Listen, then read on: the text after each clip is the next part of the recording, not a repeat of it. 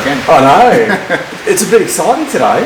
It's not something that's gone wrong with the Prado, not that things go it's wrong. just purely an upgrade. Yeah. So, where is it? Where's this bit of equipment that I'm getting put in? Here's one we made earlier. So this is obviously just part of it, but essentially today what we are doing is giving you a full exhaust system upgrade. Yep. So everything from turbo back, basically. So this bolts onto the rear of the rear housing of the turbo. We've got a 2 3/4 inch dump pipe there, running into a full 3-inch system, a high flow cat converter, which is very important. Always run a cat converter as well, but there's no reason not to. A high flow one doesn't really resist put much resistance on flow or anything like that. So essentially what we're doing is we're opening up the exhaust to 3-inch right the way through to give you the best flow, the best and easiest path for exhaust gas to escape, which in turn will help lower cylinder head temperatures and get your turbo spooling up a little bit quicker. And the secret to making power is flow it in as quick as you can and flow it out as quick as you can, basically. So like no resistance. No resistance. Yeah. It's the easiest flowing method you can possibly do. And this is probably for me, this is the most important part. This is kind of where it all counts here. For me, and it's not for everyone, but this is my method, is the biggest dump pipe you can get away with is the one you want to use. So the diameter of this pipe here, and obviously this flange opening, as big as you can get away with. Yeah. So what's the standard on the Prado? That's 2.75 inches? 2.75. I don't think it's even 2 1/4 inch. I think it's fairly small. Yeah. I can't remember exactly, but it's nowhere near that size anyway. Now, Dan, might be a silly question, but can we get it sounding as good as it already is at the moment? Well, look, this is this is going to make it quieter because we do actually have a full-size muffler to go in there. It's going to make it a bit quieter, but it will give it certainly a nicer note. Okay, all right, we're after a good nice note. That sounds all right, mate. Noise isn't everything. No. flow and kind of the way the exhaust gas exits is more important. I'll tell you a bit of a kind of a funny story. Because when I told the misso that we're, because I sold it to her, I said it's very important, to have this, for the running of the engine, of course. And she said, are we still going to have the same noise that it's got now? And I went, I don't know. No, basically no. Personally, I don't really like drone as such. This shouldn't have any drone whatsoever. Yep. But you'll hear the note there. The muffler that we're using is not particularly small, but it is a high flowing muffler. Yeah. There's not much in the way of baffles in there. It's kind of more of a large resonator, really. Yeah. So the most important thing is getting the exhaust gas out of the cylinder head, through the turbo, and gone as quick as possible. Yeah. The longer that exhaust gas hangs there, the more heat soaks into everything, and then you lose efficiency in your engine, basically. Mate, another silly question, maybe not. I don't know. Not all questions are silly. Okay. So I'm just going to put this down for a second. Yeah. So as far as the engine bay goes, getting it out, will that help solve any engine bay heat issues as well, or that's? Oh, well, look, it's going to help. It's more cylinder head and manifold temperatures. So the engine. You're going to help to reduce that there. So, like I say, the exhaust gas isn't going to bottleneck on that tiny little dump pipe and try and squeeze through there before it goes. It's just going to move through nice and steadily. And that's the idea, isn't it? When we're towing. That's the idea of it. When the engine is under more load, temperatures will come up, and the exhaust gas needs to exit as quickly as possible. All right, mate. Well, I won't hold you up anymore. It's, all right, it's a pretty straightforward thing, Is as it? long as we don't get For bolts you? that snap off. Straightforward for you. The hardest part of all of this is it's a full bolt-on system. The hardest part of all of it is the 3 bolts up at or 3 nuts coming off the back of the turbo, where we're going to mount the dump pipe to. If anyone's doing it at home, just soak in the WD-40 for kind of 10-15 minutes before you go and take it. When they're hot, did you mention? It doesn't really matter so much, but yeah, you don't want the bolts to be hot when you're taking it off, because the threads will still have a bit of heat in them. They'll be slightly, the metal will have expanded slightly, but yeah, bit of WD-40 on there. If it is warm, let it cool a bit. That'll kind of suck the WD-40 in to the threads a bit as well, and then take them off. Yeah. Because if you snap them, well, you just increased your hours for the day. Yeah. So, And if someone's doing it for you, you've increased your bill. yeah, but this is still a fairly new vehicle, so Yeah. we'll be all right. Sweet. No worries, mate. All right, sounds good. And one more little job that I've just asked you to do while we've got it on the hoist. We're just going to do a transfer case oil change. Yeah. Yes, we've got heaps of oil here. So that's a pretty simple job. Very, very simple. Yeah. Because that's the only part that I haven't. It seems like the transfer case gets overlooked a lot. Like, Well, I have overlooked it. especially the dealers, and they're very kind of willing to change the differential oils, but the transfer case seems to get neglected. And in my vehicles, I do my differentials and the transfer case at the same time. Yeah. So I actually do front and rear differential oil and transfer case oil at the same time, and I usually do it every 30 to 40,000 depending on how I use the vehicle. Okay. That's just the way I do my maintenance on my vehicles. I've never ever had a failure, other than ones that we've raced, but never had a failure of anything on the road going vehicles, transfer case or diff wise ever. The oil always comes out, you can see it's got a bit of colour there, but it's still very clean, very usable, and you don't want to be draining it and it looking absolutely filthy every single time. No, let it go. You've let it go too far. Yeah.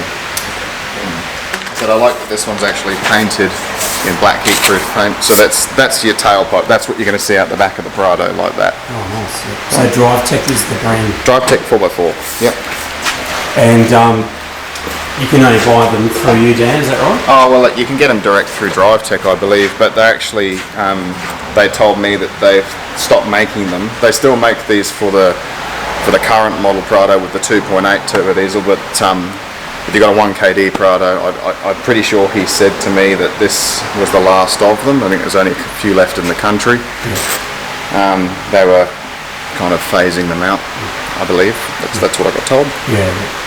But look, I use a lot of Drive Tech equipment, and I'm super, super happy with it.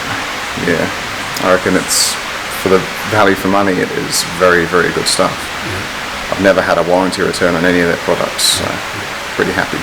Muffler. That's the muffler. Yep, sorry, we're very cramped for space here in this workshop. Yeah, well, you got a Jeep sitting there, mate. Yeah. So that's your muffler there. Wow, nice. And basically, all it really is if you imagine a tube, and imagine it going like this. Right, with all little perforations through there. This is just more of a large bodied resonator really, but it is a very high flowing muffler. It doesn't go through any baffles as such. It purely just snakes like that, like a bit of a dog leg, and this just takes all the drone and the noises that you don't want to hear out of it. And again, run a muffler. I mean, ideally, with any turbocharged engine, or with any turbocharged diesel engine especially, the best flow is kind of optimal, which means nothing. Straight out the back of the turbo with nothing there whatsoever is kind of optimal, but not for road purposes. So run a muffler, but a high flowing muffler that just takes all of the horrible noises out of it that you don't want, and keeps you legal on the road as well. We don't all want to be scrutinised by no, that's right. by you know, the authorities for not having mufflers in there, just put one of those in, makes it sound nice, a bit nicer anyway, and you're good to go.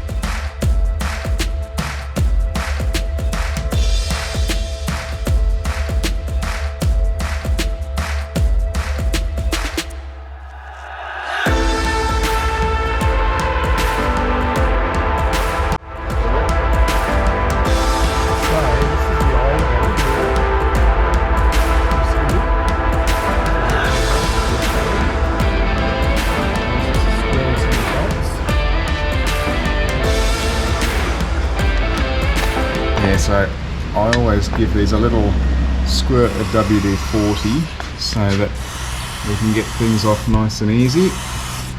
Right. Oh yeah, and there's a turbo up there. Yeah, this is where we're bolting onto. You can see all the torches right there. That's where we're going to bolt the new exhaust onto. Is this 3-bolt flange that right off the back of the exhaust housing. Okay. As you can see, this here is. It's not too bad in size, but it's certainly not as high flowing as the one that's going on there. Yep. And basically, we're halfway down this stock dump pipe here. We open up and expand straight into a 3-inch system. Okay, which is really important.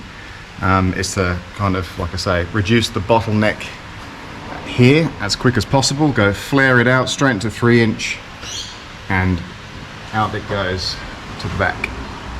Nice. And you said you had to cut something off or something off here? Yes, so on this rear cross member, or above the rear cross member, so if you want to come around this side here, so this is the rear cross member between the two chassis rails. Yep. There's your panhard rod upper mount there, right?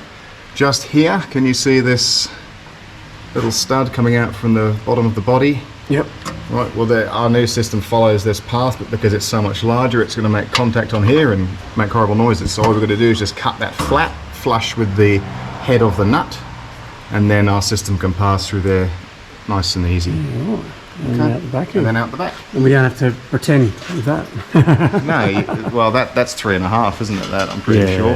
It's 3.5. So it's just for looks, mate. It's just for looks, but no. So having a full system, and mandrel bent is not, I'm going to say, absolutely vital, but adds some benefits because you're not changing the diameter of the pipe through the bends. So you're not compressing and expanding exhaust gas as it travels through the system. You're keeping it flowing nice and even right the way through. 1, it sounds better. 2, it's all about flow. There's less resistance to the exhaust gas moving through the system if the diameter stays the same right the way through. And that's the importance of a mandrel bent system over like a compression bent, you know. Yeah. But 3-inch system on anything from kind of a 2.5 litre turbo diesel upwards is great. When you start moving into anything 4 litres and over, if you are running a few modifications on your engine and you're pushing a bit more power, I would step up to 3.5, and in some cases even go to a 4-inch system. Because the amount of exhaust gas that they actually move through there, you want, again, get rid of it as quick as possible. That is something that you don't want to keep, is exhaust gas. Get rid of it as quick as you can. It will just make everything more efficient, keep the temperatures down as best possible. Yep.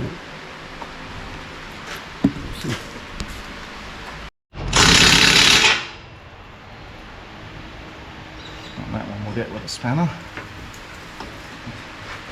I've got a couple up here as well. Wow. I'll get that. Be tight there, Dan. A little bit. I hope the dump pipe bolts aren't this tight.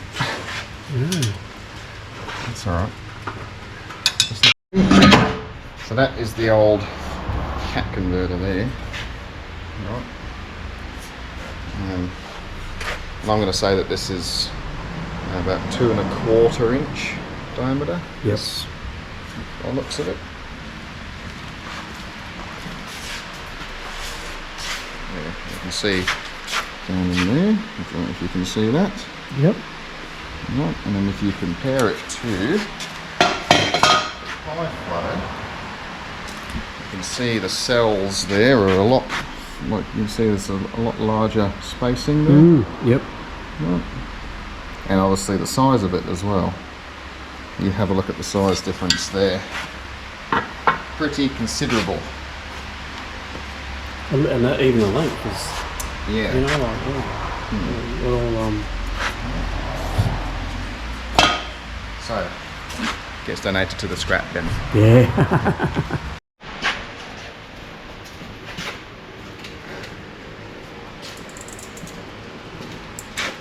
So you've got more to come off there, haven't you? Yeah, so that was just the kind of the intermediate section. This is the actual dump pipe itself, this here.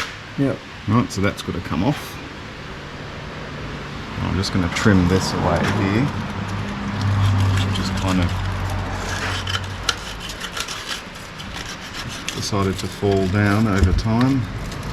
We're just going to, I'm not going to pull it off because it is actually heat shielding. We're just going to trim this section off that's kind of fallen away, like that. And you just want to push this little heat shield up a little bit, just push the corners up.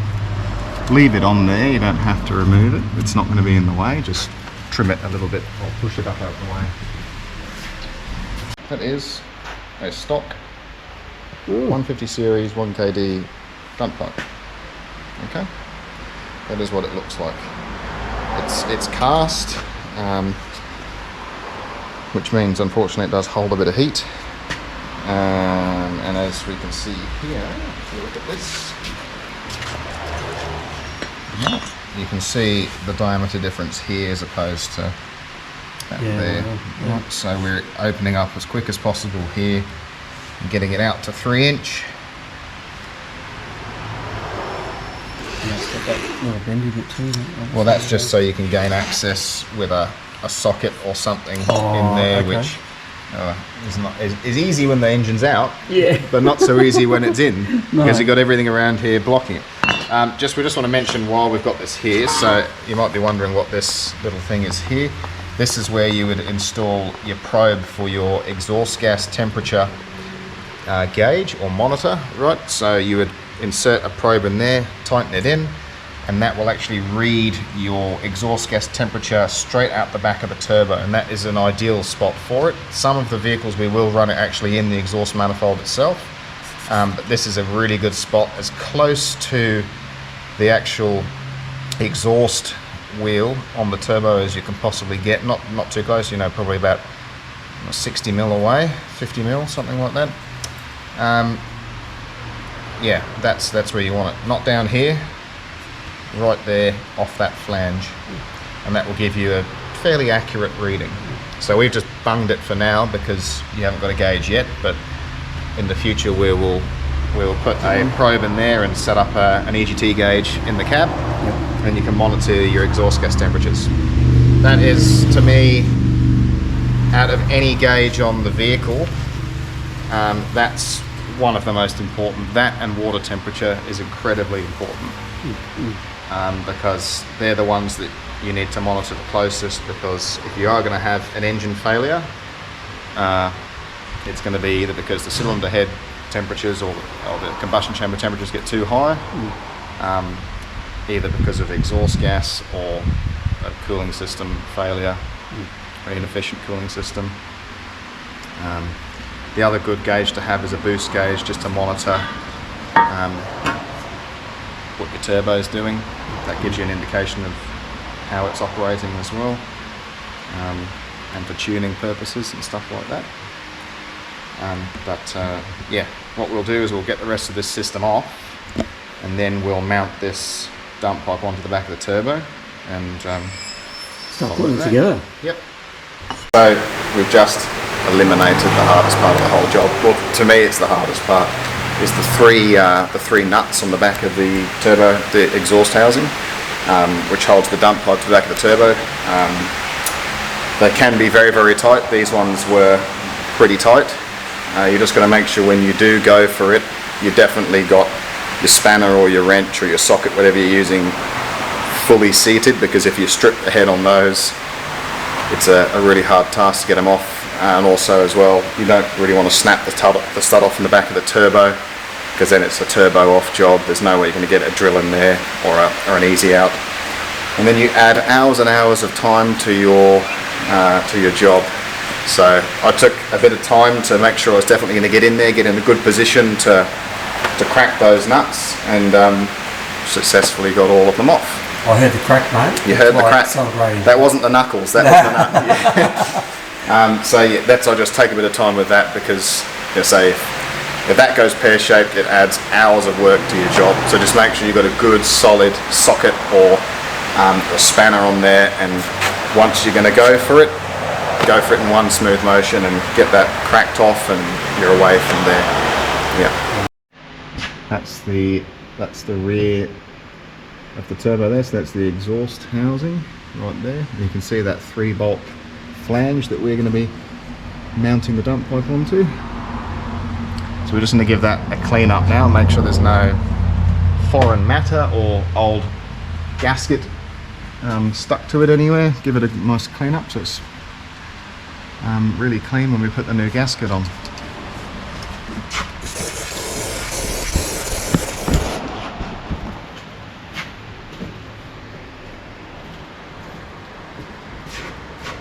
I'm just going to give that a wipe with a rag.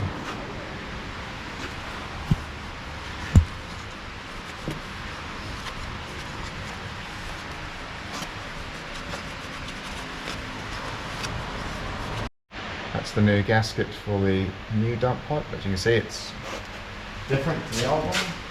This was like a multi-layer steel gasket, whereas this one is like a composite fibrous paper with a steel tin layer on the outside, and there's a little sealing ring there. So what we actually do with these is we apply a thin bit of sealant each side, because these can burn out very, very quickly. Just put a bit of sealant on there to kind of insulate it a little bit.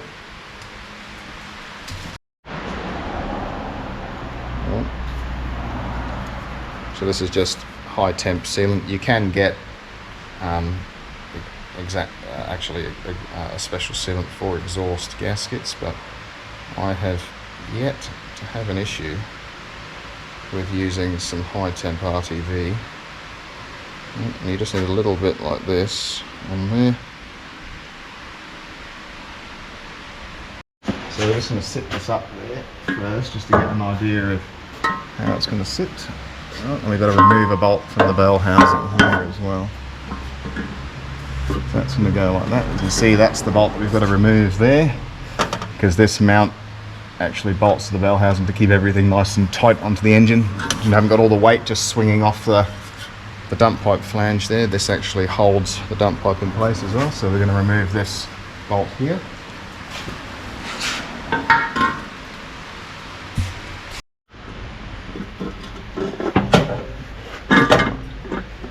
Set that just there. Now where did that bolt go that I had for the bell housing? It's over there. Oh, if I get you to hold that. Sure. Got it? Got it now. I'll grab it back off you. Yep. Right, okay. Did slip it out, did I? No, you're fine. So I think we might have to trim this a little bit.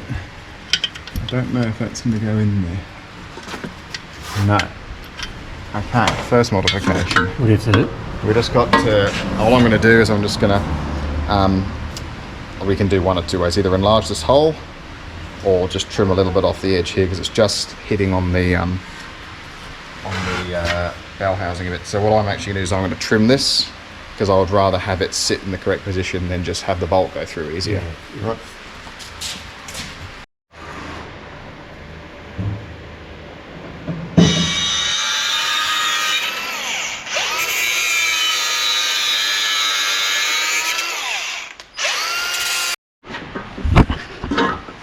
Now that should fit in there, hopefully. No, so we'll trim it a bit more.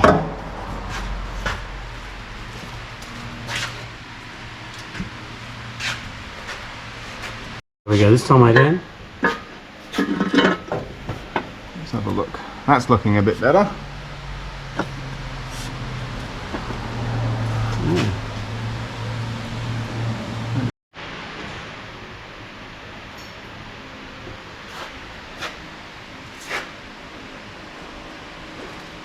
So 3 washers, 3 nuts. Look at that already.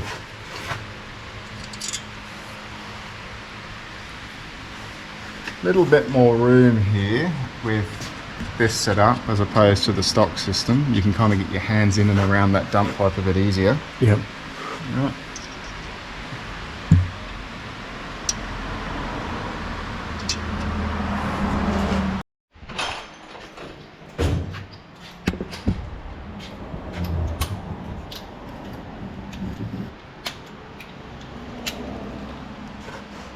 We can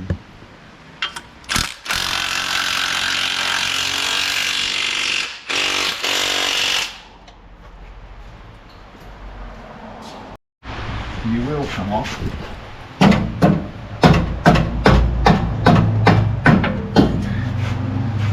I'll lose that one then. Oh, that's fine. I think we may have to get the grinder on this one because this one here is exceptionally tight. Yeah, right. Exceptionally tight, and I think we're just gonna snap the bolts anyway because it's that tight. You don't need them, do you? We don't need it. No, we don't need it. Let's give it one more go now that the WD-40 is set. No, just chop them off, chop them off. Yeah, I think that's what we're going to do, but... Oh, it's very loose now. Oh, WD-40's got into it. got in there and loosen it up. It must have heard you, mate. It must have heard me. You got scared of the grinder. Oh, that one's not as loose, but... It's looser than what it was 10 minutes ago.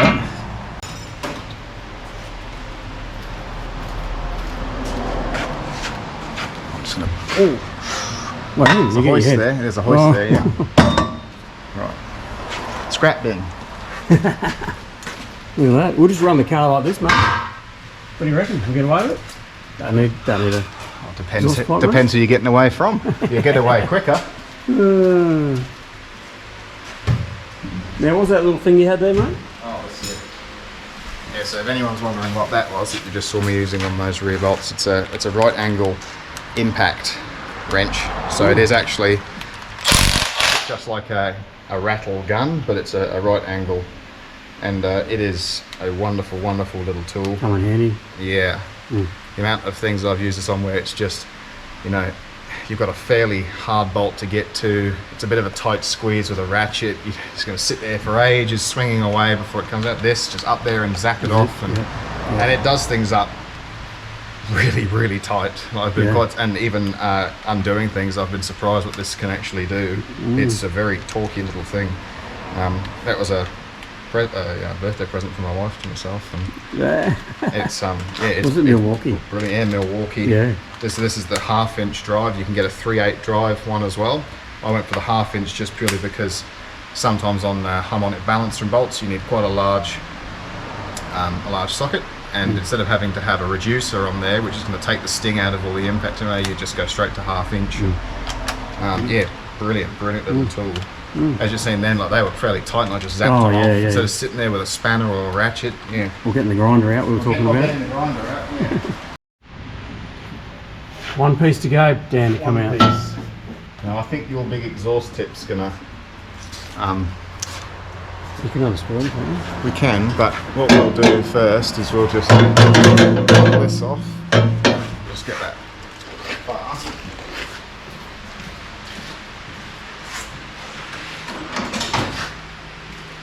Don't really need that exhaust tip now, mate. I've got the real thing. Yeah, it's not quite as big, but No, that one's for show. this one, yeah. Just get in here and pop this off if we can.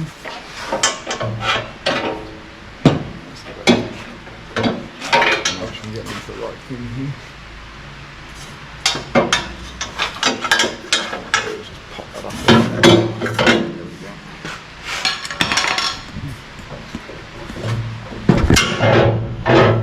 Look at that. Through. Beautiful. Okay. Wiggle it through. Yeah. Just like that. No grinding necessary. We're getting a bit of a rubbish pile there, mate. Yeah. So if anyone wants a mufflerless For a Toyota Prado 150. 150 series Prado, Yeah. there you go. Yeah. It's either going to the scrap bin or you, Yeah, whoever come picks down it and up get it first. down. Yeah, that's it. We'll leave it out on the roadside, eh, mate? So this kit we've got here comes with some new exhaust hangers Cool. for the whole lot, so we're not reusing the old ones. These are all high heat resistant and marine grade rubber, I think is what it said, so they're not going to, hopefully not perish in any time soon.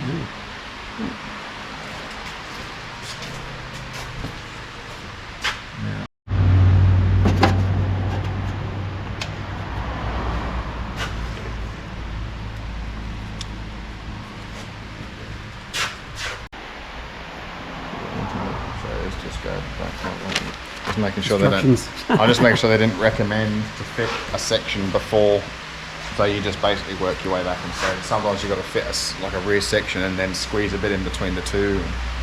So again, this intermediate section here. So as I was explaining to you earlier, this system here comes with a flex joint or a flexi bellow joint, whereas the other one was just simply a slip joint. This is far better, takes all the sting and vibration out of the, or takes it out of the whole system from the engine, and again allows us to have that 3-inch diameter right the way through, whereas a slip joint or a flexing joint doesn't. It narrows down quite a bit. So what we'll do first is get some spray. That's what we're going to do first. What spray you want, mate? That's alright. A little bit of lanolin spray just on the end of these.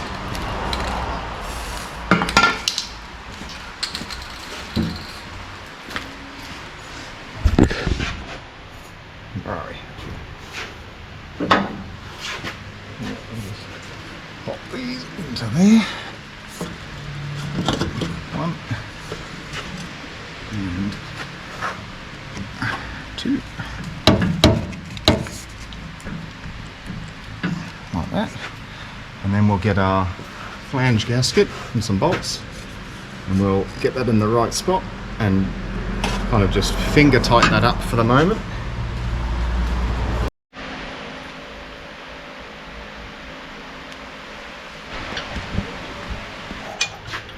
Goes in there, right? Goes in there, yep. We'll get that lined up. There we go.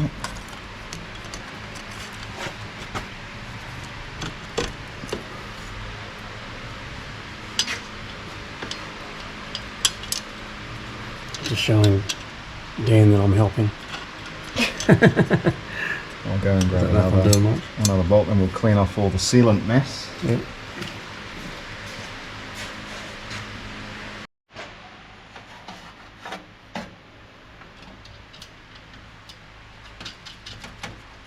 Right. So Dan, we're going to put a muffler on, aren't we? We are. This one. Okay then. If you must. Look, I'll show you. If you have a look through here, it's not much of a muffler. Can you see the light right the Oh way through? yeah, I can. Yeah. Literally, like I was saying, is it's just a resonated body that kind of goes like this and dog legs. There's no baffles in it as such. It is a very free-flowing muffler. This just takes all the horrible noises out of it. And like I say, you're running a muffler, you're remaining legal. The big word. Authority-wise. Yeah, right? yeah. Sounds good. I've always run a muffler on every diesel I've had, as higher flowing as possible. That's the key. So long as there's a muffler. See, Dan's looking after me, making sure I drive out here with all the correct components on my car, not leaving anything out. There's only one way this is. Oh, hang on a sec. I know what we've missed. Missed something? We've got to cut that You stud missed off. the muffler, mate. We've got to cut that stud off. Yeah, that's right. Otherwise it's going to make contacts, and we'll do that before we go closing our space Just up. that one up there, eh? Yeah. Yeah. We're sliding down the driver to not forget the air.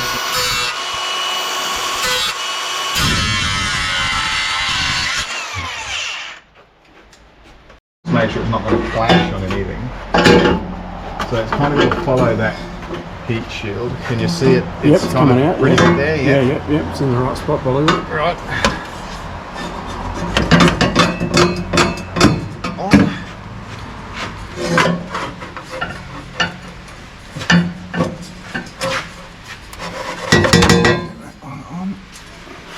Oh, no, I didn't clean the back of the car for you. Right, let's check the clearance there. Well, they're right, it definitely would have hit. It's a very tight fit. Yeah. Very, very tight fit. So that's where it's going to sit like that. If you were a patrol owner, that's where you'd end the system. Right there. Illegal as well. Yeah. Everything's illegal in this country, isn't it? Anyway,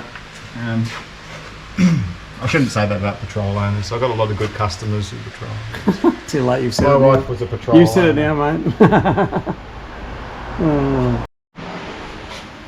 We'll work out which one it is. You want me to hold something for you, mate, or you? It's all right. I've got to look like I'm helping you here. Here, I'll hold that for a Working bit. out where we're going. It's all coming together. It's working out where we're going.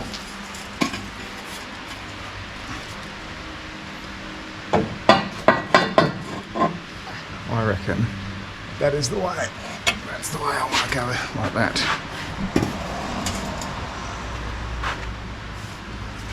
Just want to keep it as far away from this tail shaft as possible. Right.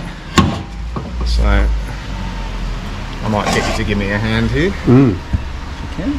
Tell you So what. I just need you to hold this muffler up here, because as much as I'd love to have 3 hands, I don't.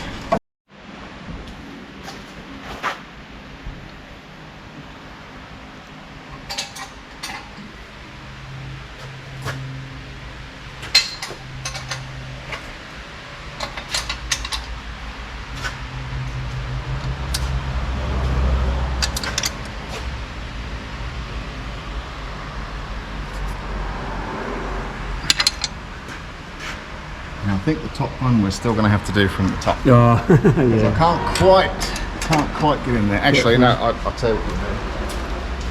We'll feed that up. Then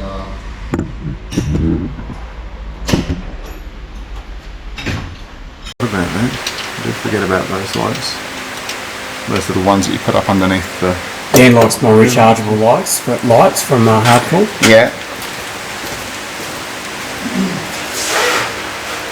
Spare one. Mate, 1 too many Oh, no. bolts is better than not No, enough. no, we haven't. No, we haven't. Oh, we haven't put one up in here yet. Have you got a birthday coming up anytime soon, mate? Me? Yeah. Yeah, March next year. Yeah. Might be too long a wait for some rechargeable lights from me, mate. Might lose it. There's a washer.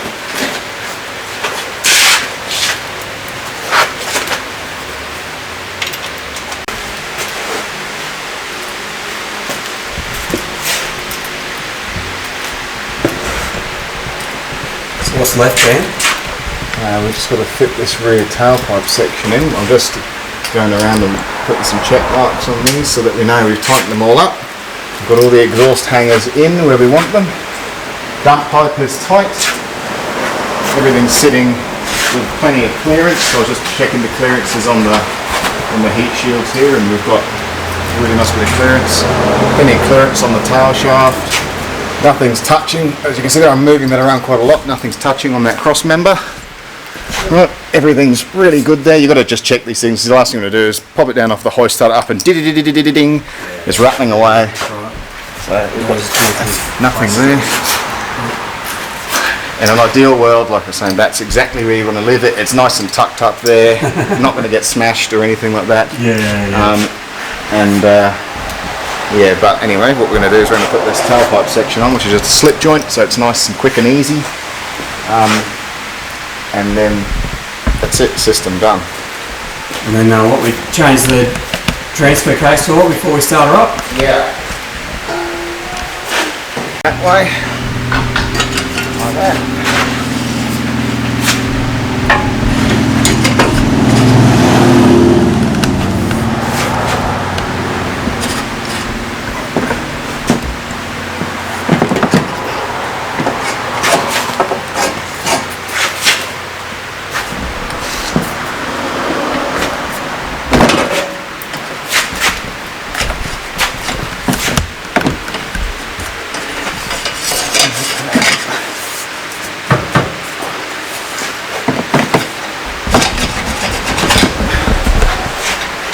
That's in.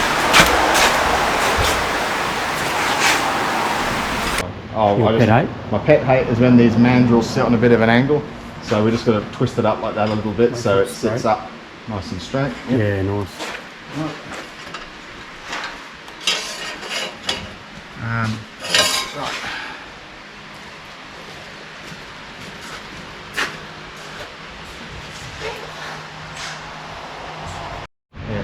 Already got the transfer case oil. Transfer case oil, yeah. I love this damn. Very, very easy. Yeah. Imagine me doing this in my yard, in my garage, when the car's about 50 off. I was a mobile mechanic for a long time. Yeah. A long time, so yeah, I know all about it. Sometimes I stand underneath here and I go, why the hell did I put myself through those? I used to do full engine replacements, mobile and stuff like that. So, yeah. Clutches, gearboxes, everything mobile. I got all the gear to do it, but when you're up on here, it just makes life so much easier. Well, look at this is just Just done in a piece 2 of cake. seconds. 2 minutes, that's it. So whenever you're doing anything with a drain and a fill, always crack the fill bung open first. Yeah. Because if you can't get that open, you've got a hell of a job to refill when you couldn't get the drain out. That's it. Or when you could get the drain out but not the fill bung. Yeah. So I usually just leave the fill bung in there, just cracked it, right? That kind of creates a bit of a vapor lock, so when you undo this, it doesn't just go flying out on you. You know, it'll kind of glug its way out a bit, because these do tend to come out at a pretty decent velocity. So it kind of glug like that, and then you can wind this out gradually and let it come out. Yeah. Pretty simple, just like Hey. that. Right. How's that oil looking, Dan? That's how you want it when you drain it. Bit of colour to it, but it doesn't come out looking like porridge. Yeah. Right? Yeah. When you Probably drain it probably hasn't. Would it have been done in the life of this car, you reckon? Oh, it would have had to have been, yeah. It would look absolutely putrid if it okay. yeah. Yep. I say I do basically most of my four-wheel drive stuff that I get through for servicing every 40,000, rear diff, front diff, transfer case. The transmission you do dependent on how the vehicle's used and what transmission type it is, okay? Same as if this was a manual gearbox, I'd be doing the manual gearbox oil along with all of this. I do all my driveline fluids every 40,000. Yeah, okay. One, it's easier to remember. You've done one, you've done them all. Secondly, 40,000 in the life of a four-wheel drive is like there's enough wear and tear on everything, and the oil. I probably wouldn't want to push it past that. There's many vehicles out there that will have longer service schedules for their oils, but that's just my policy. That's how I've always done them, and we haven't ever had an issue. So every 40,000, all of the driveline oils get replaced, unless it's an automatic transmission, and we do those dependent on transmission type and vehicle use and application, basically. So if you're towing a lot, that's all you use the vehicle for, is towing a caravan around, I'd probably edge towards 50,000 for your servicing. If you're doing nothing at all and you're driving around the city, well, you can push these right the way out to over 100,000 in some cases, right? Yep. My transmissions, like in my four drives, or the ones that are auto anyway, I've got one that I service every 30,000 because it cops an absolute hiding when it does get used. So every 30,000, the transmission pan comes off, new filter and fluid. Some people will say that that's overkill, but that's the way I want to do it because it gets a real hard life. It gets worked hard, and I would rather do that every 30,000 than replace the transmission. Yeah, definitely. Pretty much. Yeah. So when my diffs are due, mate, can I just come and hire out one of your hoists? Well, next year and I'll spill the beans on it in a bit, we're going to have a few more hoists than what we listen have up, here. Yeah. So we're going to have 5 hoists in total at the new workshop. One of them being a 4-poster, so it's just to drive on, drop your oils, drive off. No arms, no nothing, on you go. So that's going to be the quick service hoist, that one. Or, While you're here, how much time do you need just to do my this while you got it up? as much time as it takes to do the transfer case. It's very, very simple. Do you want to do that? Or we can do it if you like. We've got the oil and everything here. We've got probably a little bit of time up our sleeves. Yeah, okay. So if you like, we can do it. And then I'm taking you out for lunch. Don't forget, guys, when you got a good mechanic, you got to take your mechanic out for lunch. It just so happens that we can spare 5. Sometimes I don't even get lunch, so this is a I'm doing it luxury, for you, mate. and especially to be taken out to lunch Yeah, as well. that's why I'm doing it. Yeah. Because you're a good fella, mate. The burr on this one. Right, So yeah. I'm gonna buy the K on. There we go. So here we are. While we got on the hoist, and it's so easy with the hoist and this little thingy jiggy here. I'm getting my diff oils done as well. Watching how easy it is when it's sitting up here like this. So easy. Yeah. See how easy that comes off? Right. Dan makes it look very easy, I've got to say. Thank you, mate. Appreciate it. So again, we always make sure that the fill is going to basically come out, because, yeah, that's a mistake you don't want to make. If it doesn't come out, you're going to have to find a way to fill it then. Which could be, see what this oil looks like. Yeah, so hopefully it doesn't splash the camera. This kind of tends to just drop fairly easily. Again, that looks pretty good. That's how I'd want it to come out, like that. A little bit of colour to it. But so can you tell by that yep, she's due, or yeah. So that's due now. That's how I want to replace it. So you don't want it to come out and have a massive build-up of sludge and rubbish on this magnet, and the first bit that comes out is as black as the ace of spades. That's when you go, yeah, I'll let that go too far. Yeah. Right. Now you'll see when we put the fluid in, it is much, much clearer than this. Yeah, okay. There's hardly any colour to it. It's got a little bit of a yellowy tinge, whereas this was kind of more getting towards a darker brown. And while the Prado has been the all-wheel drive, Dan, is that right? So they're always working, obviously. It's always moving, no matter what. It's always doing something. Yeah. No, that's awesome, mate. So I'll just mention as well with these differentials, and not so much the front but the rear one on these, they do take a specific oil, which is a GL5 base oil, right? You can't just throw any old diff oil in there. The transfer cases on these are a GL4, the rear diff's GL5. The front on the 150s with the 3 litre, with the 1KD, you can get away with just a straight 80 weight 90, something like that. On the current 150 series, so with your 1GD, your 2.8, they change the oil type. So you have to run that GL5 front and rear. Okay? Okay. And that was to do with the gearing type and traction control, stuff like that. They've changed the front diff, I believe. I've never actually physically pulled one apart in a new one. Never had the need to, but they changed something, and it requires that oil. You don't just use a standard 80 weight 90 gear oil in these anymore. So I've got an oil that I actually use for the transfer case and the front diffs, and I've got a separate one that I use for the rear. So the one that I actually use in the transfer case and the front diff is an oil type that's compatible with the two of them, because you don't actually want to run an 80 weight 90 in your transfer case, as much as some places will say you do. You don't. It's too heavy. You want to use a thinner oil in the transfer. Usually the transfer runs the thinnest oil of the lot. Yeah. Okay. Thanks, mate.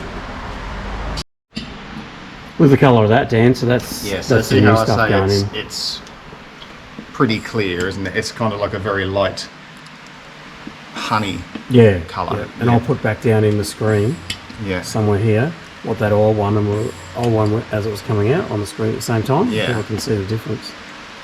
So these don't take much oil. The front diffs on these, they don't take much, about 1.6 litres to 1.8. Yep. So literally all we do is we just fill it until it spills out Oh, how that easy! bung. How easy is that? And Here we go. there you go, just like that. Yeah. There's no need to overfill them, right? When I pull this out, it's going to run out a bit more anyway, Yeah. like that. And that is it. It's as simple as that. There we go. Clean diff oil, mate. Right, just wind that bung back in. Nip it up. There's no need to swing on it. It's only a bung. It's not holding anything. It's just stopping the fluid from coming out. Right.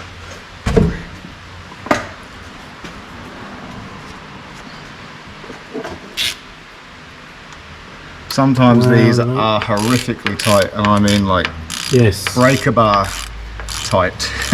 Like all you have to do is just I've had that experience. just a little nip. It's perfect. Thanks, mate. So Danny, just on the rear. So We just drained it, yeah. Yeah. And What condition was that oil? it wasn't too bad actually. Again, you want to drain it and look at it and go, yeah, that still looks half decent. And there was nothing on the plug either. A tiny little bit on the magnet, yeah, little bit. But yeah, I was just telling you that a few months back now I had a vehicle come in and the guy was saying that it was a bit rough to drive and gear changes were getting a bit notchy, and probably one of the worst I've ever seen actually. Had 210,000 kilometers on the vehicle, and this was an FJ Cruiser, so FJ Cruiser is pretty much a Prado with a different body on it. The first one went to the rear diff and there was about a build up an inch tall on the top of the magnet, and it come out like porridge, the diff oil. It was putrid. I initially, like I was do crack that and nothing come out. It was probably had a litre in there, I think. And the transmission itself, instead of the fluid being the normal, you know, clear to red colour, it come out looking like diesel oil.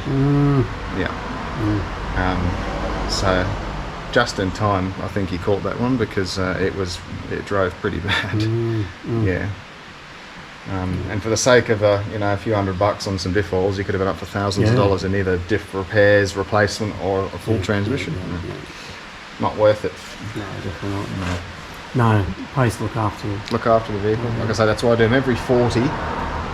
just do the whole lot every 40,000, and you can't go wrong. 40,000, they've had enough wear on them, but it's not gone too far. You know, you're not leaving it for 70, 80,000 and then draining them and going, oh, that's bad. Yeah. So Well, it's pretty much like all your fluids, isn't it? 40, you know, like you can.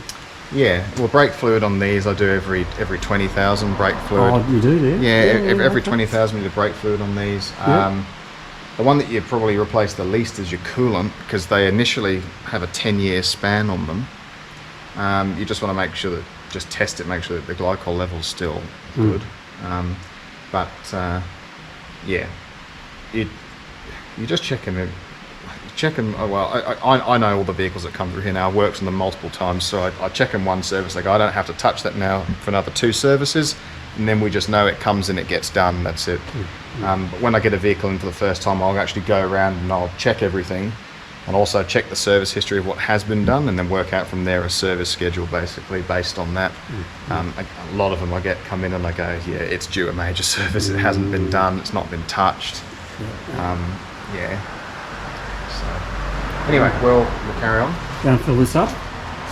Well, I think we're ready. Dan's just lowering the Prado back onto its ground, and snuck in a cheeky few oil changes there with the diff oil and the transfer case. So appreciate that, Dan. Thanks for that. So much easier, as you can see, when you got it up on the hoist and you got everything just there. It was a bit silly not to do that. So anyway, so we're about to start up the engine and see what it sounds like. All right, I reckon we're ready, Dan. You ready? Yep.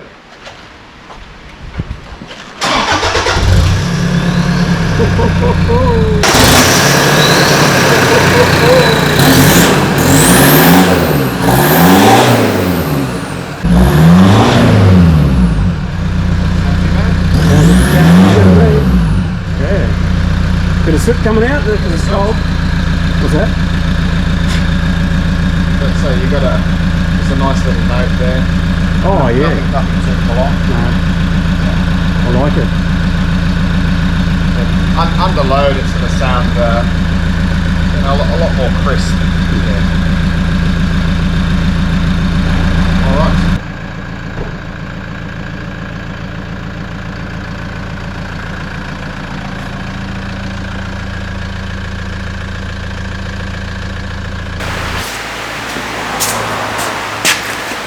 It's all right. I know it's a bit close, but you know you can see by the screen why you have to. It's got to be snug. Yeah.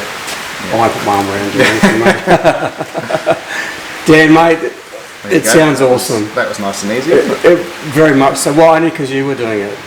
It's easy for everyone. We're not going to lie here. It's a nice, easy thing. Bolt-on system. Yeah, it's pretty simple. Just a couple of things we had to trim and change, but on the whole, pretty easy. Yeah. And well, the nuts didn't really give you too much grief, but No. obviously there's a potential for them to. There's a potential for them to turn a 2-hour job into an all-day thing. Yeah.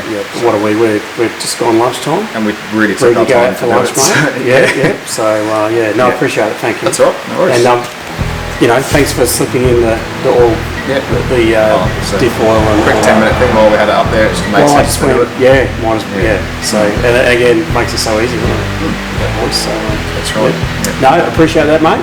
I think we should go and get you some lunch because you've been doing most of the work. I don't know how much help I've been today, but but I've enjoyed watching it anyway. Yeah. So thanks, mate. That's all right. No problem.